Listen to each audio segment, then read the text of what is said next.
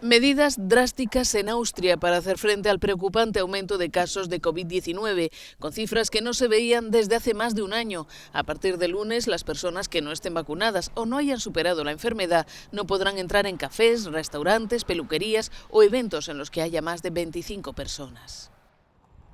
Las alarmas también suenan en Alemania, que este viernes batió un nuevo máximo histórico de contagios con más de 37.000 infecciones registradas en un solo día.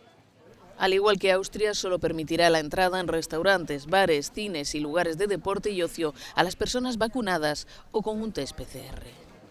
Rumanía lleva 3 semanas desbordada por la pandemia, con picos de más de 400 muertos diarios y escenas dantescas en los hospitales. Aquí también la urgencia es conseguir que la población se vacune. Los niños volverán a las aulas en los colegios en los que la tasa de vacunación de los profesores supere el 60%. En el resto deberán seguir las clases a distancia. Mismo ambiente de inquietud por las cifras récord de contagios en Croacia, donde se están formando largas colas en los centros de vacunación. La explosión de casos de COVID afecta a los países de Europa Central y Oriental, en los que apenas la mitad de la población está vacunada, muy por debajo de la media del 75% en el resto de la Unión Europea.